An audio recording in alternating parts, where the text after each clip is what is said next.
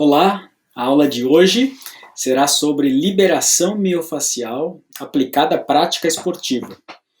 Nós vamos compreender um pouquinho as conexões miofasciais, o que é esse tecido miofascial e como é importante para o profissional de educação física entender essas conexões, entender as disfunções nesse tecido miofascial, como isso prejudica a performance, pode predispor a algumas lesões.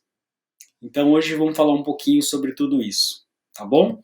Trouxe aqui uma apresentação para vocês, onde a gente vai falar desse tecido miofacial. Então, mio, músculo, facial, esse tecido conjuntivo que envolve, que conecta todos os nossos órgãos e tecidos, com uma abordagem hoje mais especificamente para a parte muscular, para que a gente possa entender como que essas conexões interferem no movimento, tá bem?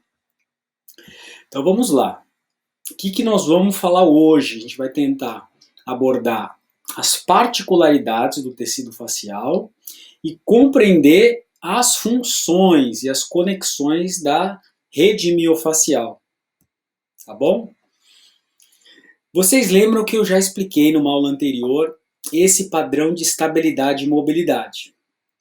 Vocês lembram que cada articulação tem uma predominância, seja de mobilidade, seja de estabilidade. E esse padrão é um padrão alternado, né, por segmento.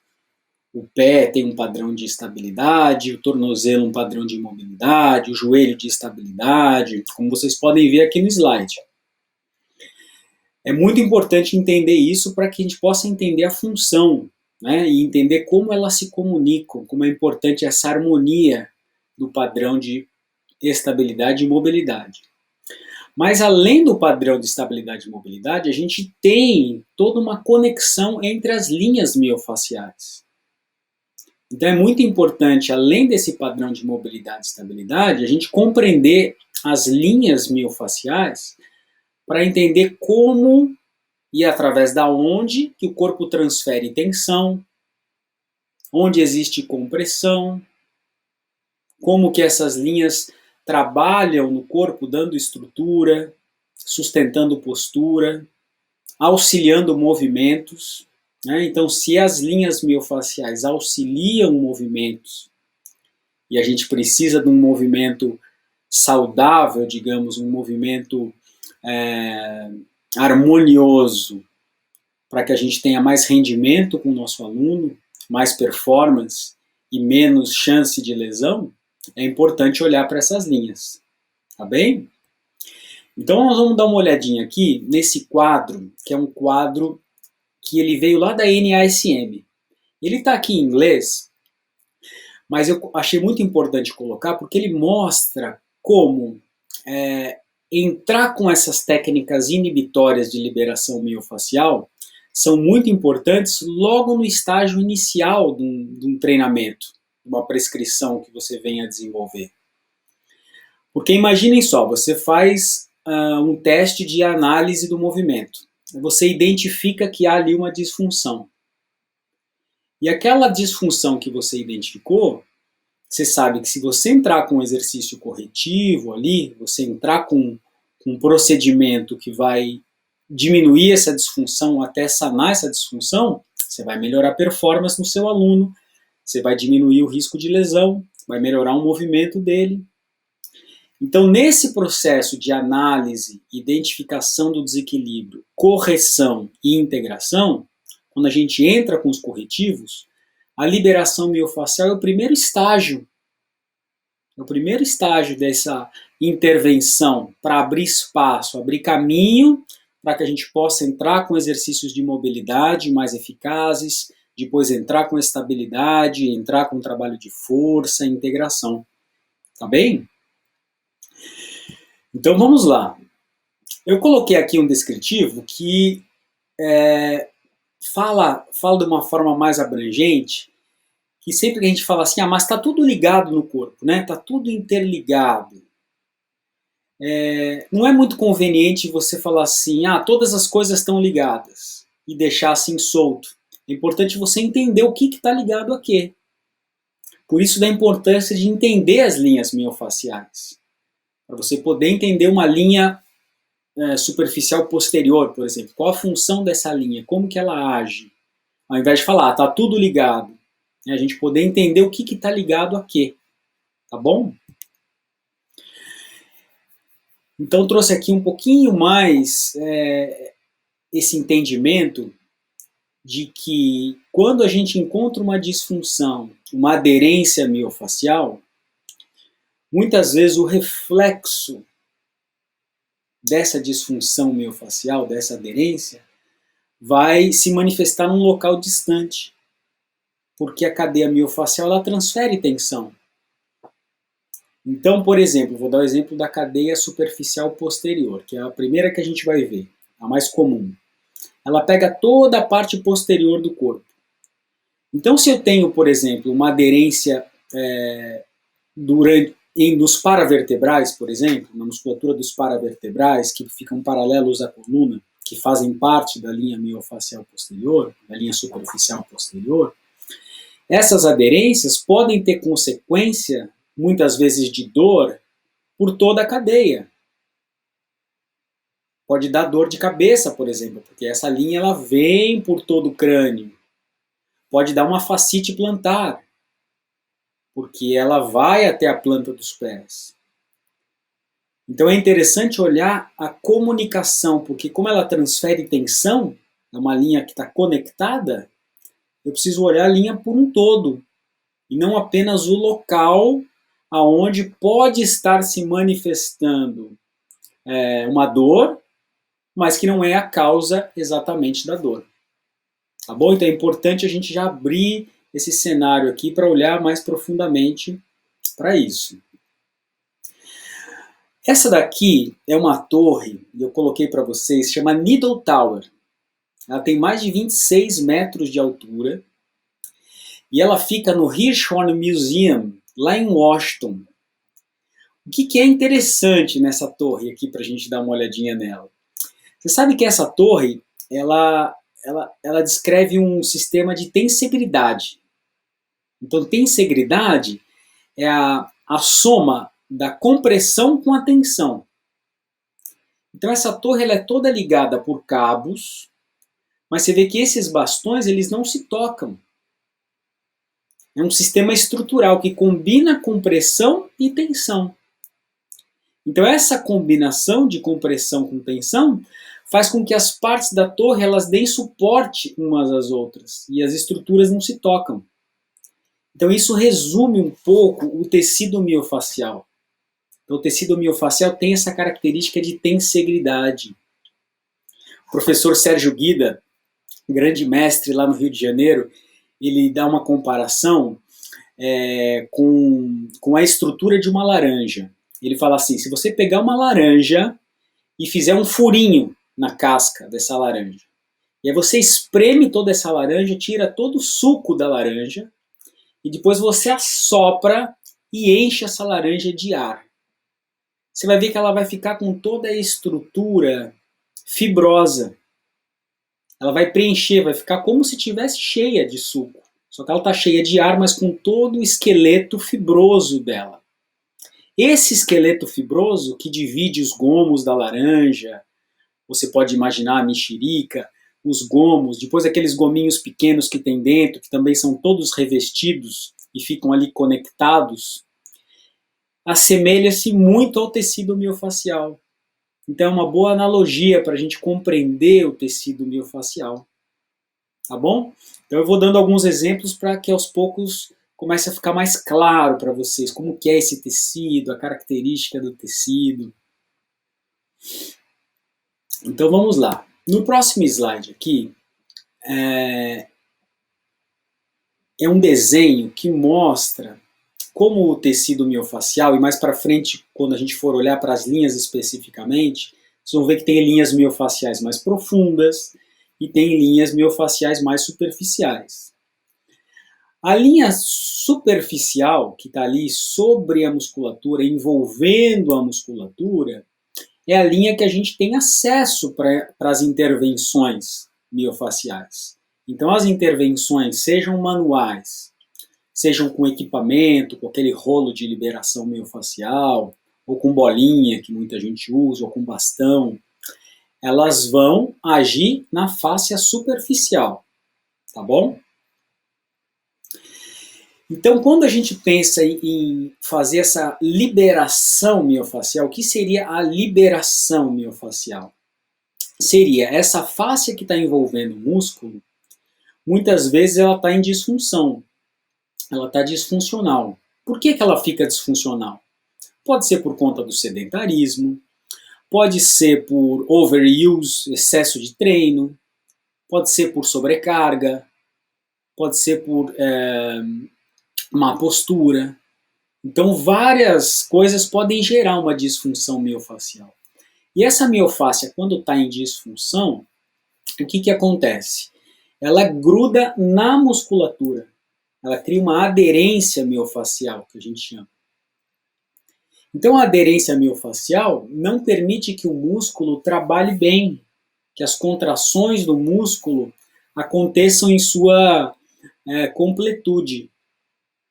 Porque imaginem uma pele fibrosa grudada nessa musculatura, onde ela deveria deslizar. Então, essa musculatura precisaria deslizar por baixo da fáscia, podendo ter contração, podendo ter o alongamento, a flexibilidade das fibras. E se essa aderência miofascial está ali grudada e colada no músculo, vai prejudicar tanto as extensibilidades quanto a contração. Então, quando a gente entra com uma intervenção, como eu expliquei para vocês, tanto manual quanto com equipamento, é importante entender, e esse slide mostra um pouquinho, faz analogia ali, com os lápis, né, que vocês estão vendo, e aquele algodão entre os lápis seria a miofáscia, é a fibrose que está ali grudada no músculo. Então, quando eu entro com uma intervenção, eu preciso inicialmente afundar a minha mão até o nível de resistência, até que chegue naquela fáscia superficial que eu estava falando para vocês. Lembram que quando a gente acessa, a gente está ali tocando a pele, tem a gordura, e depois da gordura eu vou acessar essa miofáscia superficial. Então eu preciso afundar até esse nível de resistência que a gente chama, para poder acessar essa fáscia, para poder me comunicar com ela. E só quando eu me comunico com essa fáscia, que eu faço o que a gente chama de engate da resistência, é que eu posso começar a mover a minha mão e perceber se essa fáscia está muito aderida, pouco aderida, se está permitindo o movimento ou não. Tá bem? Vamos ver o próximo slide aqui, que eu mostro um pouquinho das técnicas que a gente usa quando faz liberação miofascial manual. A gente tem a técnica do ponta de dedos, vocês estão vendo lá em cima, a técnica do antebraço e a técnica das falanges. Cada uma tem uma característica, mas só para vocês entenderem melhor, a ponta de dedos normalmente são para regiões onde a miofáscia está mais estreitinha, por exemplo, os paravertebrais, em regiões mais específicas, tibial posterior, que você não tem muita área de contato, e a ponta de dedo te dá também uma sensibilidade maior. Então, pela ponta dos dedos é muito mais fácil a gente perceber se essa miofáscia está aderida ou não. Mas tem outras técnicas que também são interessantes, que é a técnica do antebraço e da falange. Eu trouxe essas três aqui para vocês, e em cada situação a gente pode trabalhar com uma delas, e muitas vezes numa mesma região, com diferentes técnicas. Não tem uma regra. Nessa região a gente usa só essa técnica. Ok? Então aqui eu coloquei aquele manualzinho para que vocês não esqueçam. Sempre na liberação miofascial, primeiro a gente afunda até o nível de resistência. A gente engata a resistência, né, que em inglês eles usam a expressão engage the resistance, e depois a gente move na direção, mantendo esse engate, para que a liberação seja eficiente. E agora nós vamos falar um pouquinho das linhas miofasciais propriamente ditas. Então, com as linhas miofasciais, agora vocês vão entender cada conexão. como que cada parte se conecta com cada parte, a função de cada parte. Vou tentar trazer isso de uma forma didática aqui, para vocês poderem compreender a importância de cada linha miofascial. A primeira que nós vamos falar é a linha miofascial superficial posterior. Então, coloquei para vocês aí o descritivo de onde ela começa, lá na face epicranial e o caminho que ela vai seguindo. E se vocês acompanharem todo esse caminho dessa linha miofascial, dá para compreender o quanto ela é importante. Imagina toda essa cadeia contraindo. Ela é uma cadeia que dá apoio para a extensão. Então ela permite que essa extensão ocorra. Ela previne a tendência de se curvar em flexão. É uma sustentação postural. Então essa é toda a cadeia posterior. E aí, para contrabalancear essa cadeia posterior, a gente tem a linha superficial anterior, que faz a função exatamente oposta, é a função de flexão do tronco. É a função onde você está, por exemplo, deitado, você ativa a cadeia anterior para fazer a flexão. E ela passa, como vocês podem ver, por toda a parte anterior do corpo. Começa desde a face do couro cabeludo, pega o esternocleido, desce pelo externo, reto abdominal, quadríceps, joelho tibial anterior e o peito do pé. Então ela produz a flexão do tronco e tem esse equilíbrio, dá um suporte elástico entre a cadeia anterior e a cadeia posterior e anterior. Elas funcionam em equilíbrio. Tá bom? Então essas são as duas principais cadeias, anterior e posterior. A gente tem uma cadeia densa também, que é a cadeia lateral. Essa linha lateral, a gente fala que ela é uma linha de estabilidade, porque ela dá essa estabilidade laterolateral. Então, se eu contrair só uma das linhas, eu vou fazer a flexão do tronco, a flexão lateral do tronco. Mas se eu contraio as duas, eu tenho essa estabilidade laterolateral. A gente chama aqui a linha do peixe, né? Sabe o movimento do peixe nadando? E ela é uma cadeia, uma linha densa, porque ela pega a lateral do tronco, pega o trato iliotibial. Então deixei aí o caminho para vocês darem uma olhadinha. E aí a gente entra na linha funcional, nas linhas funcionais. As linhas funcionais, gente, o que é interessante compreender, e eu acho que o profissional de educação física, é muito interessante compreender as linhas funcionais, porque as linhas funcionais, elas vão trabalhar em ações contralaterais. Então vão sempre levar uma comunicação do braço direito com a perna esquerda, ou do braço esquerdo com a perna direita, pela parte de trás, que é a linha funcional posterior, e pela parte da frente. Então vamos começar olhando para a linha funcional posterior. Pega ali o grande dorsal, pega a fáscia tóraco-lombar, pega o glúteo máximo, né? Então vejam esse movimento rotacional. Então vários movimentos rotacionais. Então, por exemplo, se eu for pensar num backhand do tênis, por exemplo.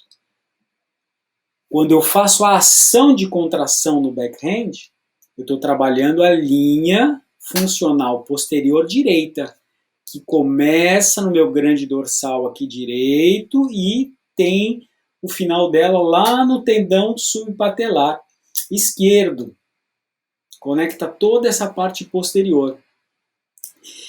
E fazendo esse balanço com a linha funcional posterior, a gente tem a linha funcional anterior. Então aqui da mesma forma eu tenho a comunicação entre peitoral, pegaria peitoral, a bainha do abdômen e vou lá para o adutor da perna esquerda. Então trouxe aqui até dois exemplos interessantes, a gente pode até enxergar essa linha, ó, no atleta ali pulando a barreira, no saque no tênis, né? Ou no próprio vôlei, a cortada no vôlei. Essa integração entre braço e perna opostos pela parte frontal. Então é muito interessante a gente entender essa cadeia e perceber se ela está funcional, como a gente disse, ela está trabalhando bem, o seu aluno está conseguindo desempenhar bem esses movimentos.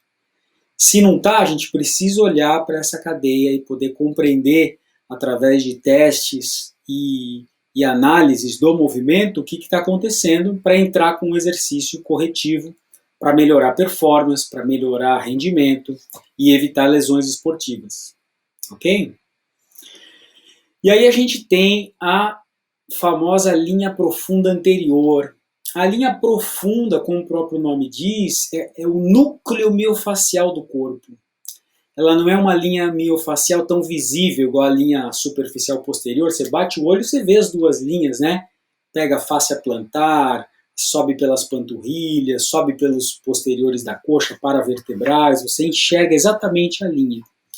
A linha profunda anterior, vocês veem que ela é densa, não sei nem se... Vou até aumentar um pouquinho aqui para que vocês possam ler melhor. Olha o tamanho da linha profunda anterior, as conexões que ela tem, que ocupa um espaço tridimensional que a gente fala. Vai desde lá do tibial posterior até os músculos da mandíbula. Então a escola do Tom Myers, que é a escola dos trilhos anatômicos, onde eu fiz a minha certificação, eles têm vários vídeos anatômicos da miofáscia. E tem um vídeo muito interessante que ele está ali, ele é um anatomista, né, um anatomista no laboratório, trabalhando ali com cadáveres mesmo, e ele mostra essa imagem dele puxando a fáscia do tibial posterior e ocorrendo o movimento na língua e na mandíbula. Então é interessante para a gente conseguir entender essa comunicação da miofáscia, como essa miofáscia se comunica, né? Então eu tentei trazer para vocês um pouquinho hoje um entendimento, mesmo que não tão profundo, mas de uma forma didática e simples, já clarear um pouco o entendimento das linhas miofaciais, para que vocês tenham um pouco mais de conteúdo a respeito de que linha é essa, se eu vou entrar com uma liberação miofacial, qual que é o objetivo, né? Entender que a liberação miofacial é para restaurar a função, melhorar o rendimento do seu aluno, melhorar o gesto esportivo, a qualidade do movimento, evitar lesões esportivas, porque se a miofáscia está aderida, o movimento vai estar prejudicado, então não vou conseguir trabalhar força tão bem, não vou conseguir trabalhar flexibilidade tão bem, né, porque a miofáscia aderida prejudica a qualidade do movimento, prejudica a função e não permite que esse músculo esteja trabalhando em liberdade, que a gente diz, né? Então, por hoje era isso, gente. Espero que vocês tenham gostado dessa aula, eu tenha podido trazer um pouco mais de esclarecimento sobre as linhas miofaciais e toda essa complexidade tão fascinante. Agradeço aqui a sua participação, a sua presença e nos vemos numa próxima aula.